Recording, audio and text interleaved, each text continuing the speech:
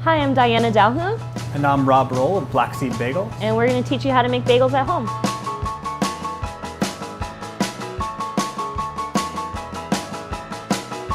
Black Seed Bagels are basically a hybrid of Montreal and a New York bagel.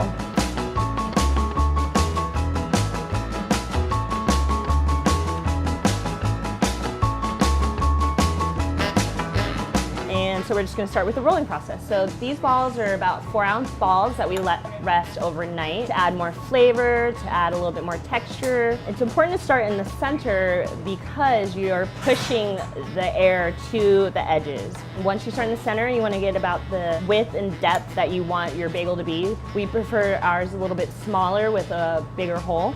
So once I push the air to the outside, I'm going to pop the ends. This is about a foot long. Bring it around, and you're gonna kind of lightly but sturdily kind of roll the bagels like that. You want to apply enough pressure where the ends come together, so then you'll get this size. It does take a lot of practice to get the proper perfect bagel, so practice makes perfect. Keep going with it.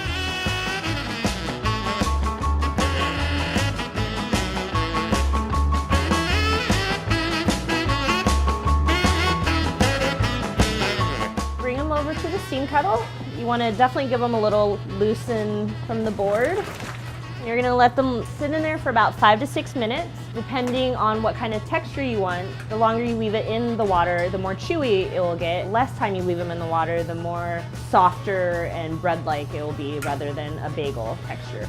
And you leave them in there for about 2 minutes on one side, and then you want to flip after 2 minutes is over.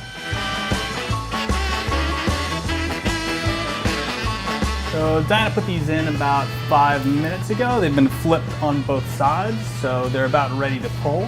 And they should be firm on both sides. There should be no sogginess. They'll go right into a strainer. We're gonna dip them into our seed mixture. This is the everything mix. We have pretzel salt, dried onion and dried garlic, sesame and poppy seeds. After we seed all the bagels, they're gonna go directly into the oven. You don't want them to hang out on the boards for too long, or else they'll start to wilt and be not very nice looking.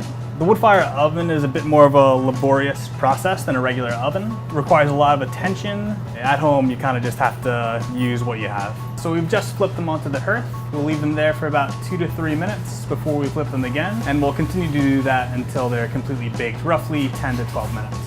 Making bagel at home is a little bit more challenging, but it's definitely worth a try and it can be done, so why don't you try it? Bagels are pretty versatile. You can pretty much put whatever you crave on top. We like to mix it up from sweet to savory here, not necessarily the bagels, but with the spreads. And you know, you can make it either lunch or breakfast. Or dinner, or for a snack. I've definitely eaten them all day long.